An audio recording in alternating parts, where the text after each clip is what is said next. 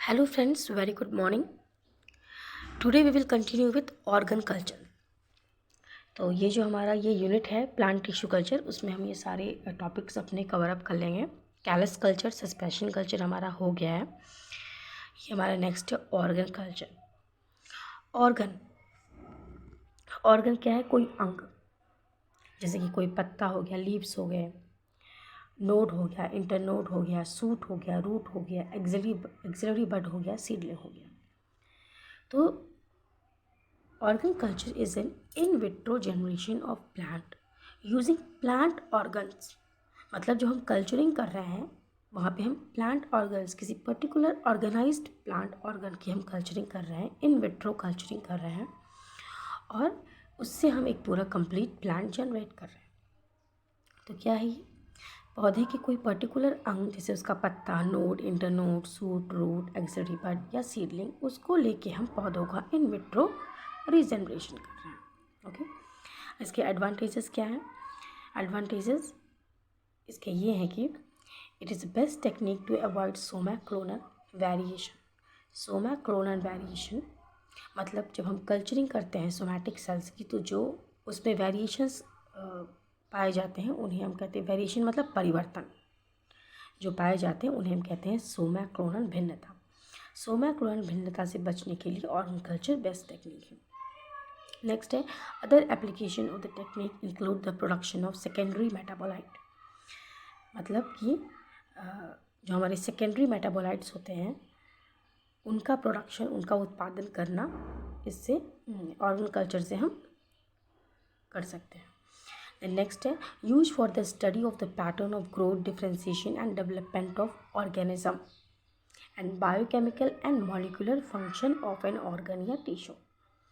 मतलब जो भी हमारा बायोलॉजिकल ऑर्गेनिज्म है उसका डेवलपमेंट मतलब विकास, उसका डिफ्रेंसिएशन, विभेदन, ठीक है.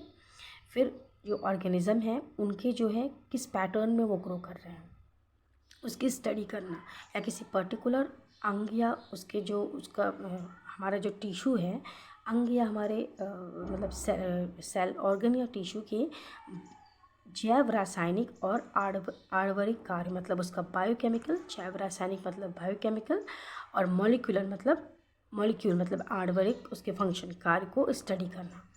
ये हम आराम से ऑर्गन कल्चर के थ्रू अचीव कर सकते हैं. Then best advantage of organ culture is the maintenance of organ structure and function even after culturing. मतलब कि कल्चरिंग के बाद भी आप जो उसकी ऑर्गन की जो स्ट्रक्चर है, उसकी संरचना है और उसका फंक्शन, कार्य है, उसको आप मेंटेन कर सकते हैं, ठीक है, उस पर्टिकुलर ऑर्गन की. Then it preserves the originality of the plant and shows the same characteristic as it would show in vivo. मतलब जो पौधा है, हमारा प्लांट है, उसका जो ओरिजिनलिटी मतलब जो मौलिकता है उसको ये मेंटेन रखता है, बरकरार रखता है, और सेम वैसे ही जो उसकी कैरेक्टरिस्टिक्स हैं, उसकी विशेषताएं हैं, जो हम इन वाइवो मतलब एट द साइट देखते हैं, वो इन विट्रो हमें दिखाता है, मतलब in the inside test tube दिखाता है. दो तरीके के मेन होते हैं organ culture, root culture and shoot culture. Root मतलब क्या है? जड़, ठीक है. तो जब हम पौधे के जड़ को मतलब जो एक्साइज्ड रेडिकल टिप्स हैं, we culture the excised radicle tips of aseptically germinated seeds in a liquid medium where they are induced to grow independently under controlled condition.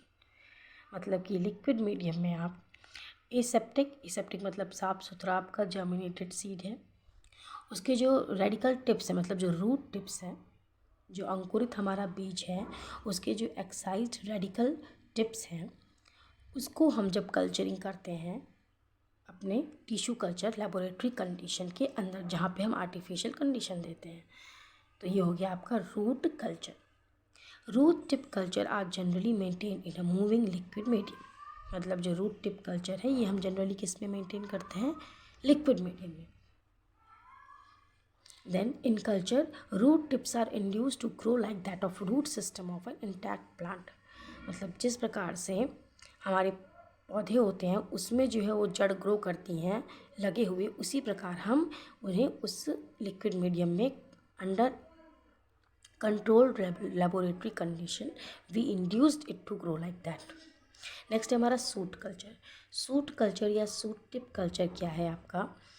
It is the culture of the terminal portion of shoots with primordia developing shoots and adjacent stem tissue on B5 और MS medium.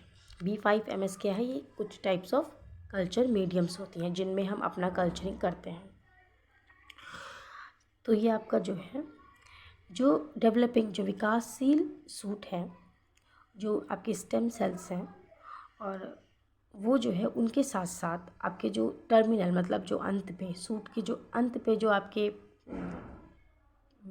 कुछ portions होंगे उनको जब हम culture करते हैं, मतलब suit जो हमारा होता है उसका टर्मिनल पोर्शन एकदम अंतिम वाला जो कि एकदम डेवलपिंग स्टेज में है, जो डिवाइडिंग स्टेज में है, वो पार्ट लेते हैं और साथ में उसके एडजेसेंट स्टेम टिश्यूज़, उसकी जब हम कल्चरिंग करते हैं उसे कहते हैं सूट कल्चर. तो ये काइंड ऑफ ये क्या है? ये सब organ culture. Root culture and shoot culture is a kind of organ culture because they are already organised structure which we are taking for culturing, क्योंकि ये एक ऑलरेडी ऑर्गेनाइज्ड स्ट्रक्चर है. The most popular application of shoot culture is virus elimination in plants. मतलब कि इनका सबसे अच्छा प्रयोग है वायरस को प्लांट से हटाना, उनका उन्मूलन करना, जिसे हमने सब सुना है meristem culture. Shoot culture, meristem culture ये हम करते हैं प्लांट से वायरस को एलिमिनेट करने के लिए. The shoot tip is suppose to be virus free because of the absence of cell differentiation and vascular system and intense metabolic activity. मतलब जो हमारी सूट टिप होती है जिसकी हम जो कल्चरिंग के लिए यूज़ कर रहे हैं वो वायरस फ्री होता है. क्यों? क्योंकि पहला चीज़ उसमें सेल डिफ्रेंसिएशन नहीं हो रहा है because of their vascular system, and वहाँ पे जो उनकी मेटाबॉलिक एक्टिविटी है वो बहुत तेज हो रही है, बहुत ज़्यादा हो रही है. ठीक है, इसी कारण वहाँ पे वायरस वहाँ स्टे नहीं कर पाता उस पोर्शन में, क्योंकि उनकी जो खुद की जो मेटाबॉलिक एक्टिविटी है सूट की वो बहुत ही फास्ट होती है. तो ये पहला most important application suit culture का है, वायरस एलिमिनेशन इन प्लांट. दूसरा आपका मोस्ट इम्पॉर्टेंट एप्लीकेशन है, अदर एप्लीकेशंस में आएगा, जो आपका international transportation of plant and storage of genetic material of plants producing recalcitrant seed. International transportation plants का कैसे? क्योंकि ये वायरस फ्री है और ये साफ माना जाता है, तो आप आराम से इसको दूसरे देशों में हम सूट्स को ट्रांसफ़र कर सकते हैं. देन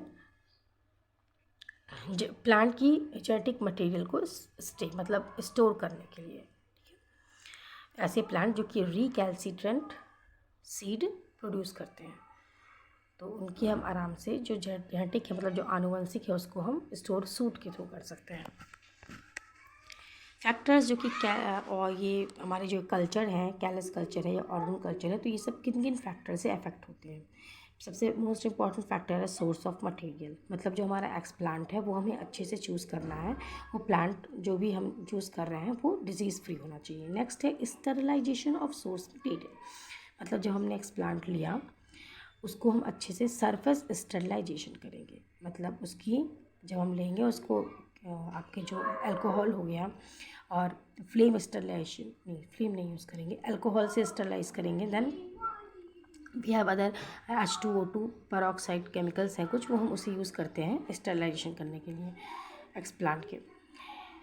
क्योंकि जो भी हमारा एक्सप्लांट है वो हम बाहर से ले रहे हैं, तो may be it is infested with some other microbes, तो इसीलिए उसको हमें प्रॉपरली स्टेरिलाइज करना है under laboratory condition. Then next है हमारा एक्सप्लांट प्रिपरेशन. मतलब हमारा जो भी एक्सपेरिमेंटल मटेरियल है हम उसका प्रिपरेशन कैसे कर रहे हैं, उसकी साइज़ कितनी है. जैसे कि अगर साइज़ जो है फॉर एग्जांपल अगर साइज़ ऑप्टिमम नहीं है तो कैलस इंडक्शन नहीं होगा. ठीक है, तो ये हो गया. नेक्स्ट हमारा कल्चर मीडियम, हम क्या यूज़ कर रहे हैं ग्रो करने के लिए. ये कल्चर मीडियम मोस्ट इम्पॉर्टेंट है, क्योंकि जब हम कोई भी चीज़ ग्रो होती है तो उसे कोई सोर्स चाहिए, उसे कुछ चाहिए होता है. जैसे जब हम मिट्टी में बीज डालते हैं तो वो बीज उस मिट्टी से पानी लेता है, उस मिट्टी को उसको एज ए सोर्स यूज़ करता है. वैसे ही जब हम लेबोरेटरी में कोई चीज़ ग्रो करते हैं तो उसे भी अपने ग्रो करने के लिए, अपने विकास के लिए सोर्स चाहिए. तो वो सोर्स हमारा है कल्चर का जो मीडियम है, जैसे B5 हो गया, MS हो गया, अब उस मीडियम में क्या क्या न्यूट्रिएंट्स हैं, कितने अमाउंट्स में है, हर एक न्यूट्रिएंट का पर्टिकुलर रोल होता है। कोई रिप्रोडक्टिव ग्रोथ देता है, कोई वेजिटेटिव ग्रोथ देता है, कोई तो द सेम वे कोई सूट कर रहा है, कोई ग्रोथ हार्मोन है उसमें हमने डाला, वो पर्टिकुलर रूट को प्रमोट कर रहा है, कोई सूट को प्रमोट कर रहा है, इस तरीके से। तो ये हो गया आपका प्रॉपर कल्चर मीडियम आपको देना है। हाँ, कल्चर मीडियम सॉलिड है या लिक्विड है वो भी आपका मैटर करता है, ठीक है, कि उससे आपकी कैसी ग्रोथ हो रही है। देन सब कल्चरिंग। अब सब कल्चरिंग का मतलब ये होता है कि हम जब कुछ कुछ देर में कुछ कुछ इंटरवल्स में कल्चर को चेंज करते हैं, इसे कहते हैं हम सब कल्चरिंग। मतलब कि कल्चर को हम जो हम कल्चरिंग कर रहे हैं उसको फिर हम किसी फ्रेश मीडियम में हमने डाल दिया after some time, then that is called sub culture. When देखिए, सबसे पहले तो हम कल्चरिंग कर रहे हैं अपना, हमने एक पेरेंट मीडिया है वहाँ पे हमने अपने कल्चर को डाला, फिर जब हम वहाँ से पेरेंट मीडिया से उठा के उसे हम फ्रेश मीडियम में डालते हैं कुछ दिन बाद, तो उसे हम कहते हैं सब कल्चर। नाउ ये हम क्यों करते हैं? Because when we keep our culture on one medium for a long time, what it leads it's, जो उसका टॉक्सिक है, जो उसका वेस्ट है, it will build up there and the nutrients will get exhausted.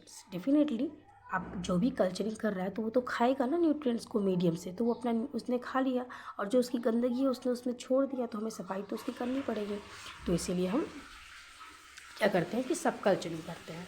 तो जनरली जो हमारा culture होता है उसे हम 4 से 6 हफ्ते में सब कल्चर करते हैं। जो हमारा कैलस कल्चर होता है उसकी सब कल्चरिंग देखिए ज़्यादा नहीं होती है, और जो हमारा सस्पेंशन कल्चर होता है उसकी सब कल्चरिंग हर वीक होती है। ये भी एक अंतर है सब कल्चरिंग का, कैलस और सस्पेंशन। नेक्स्ट है हमारा एम्ब्रॉय कल्चर। एम्ब्रॉय कल्चर, पहले ये जान लीजिए what is एम्ब्रॉय। Embryo is a part of seed that forms after double fertilization and contains the pre-form of the plant organ.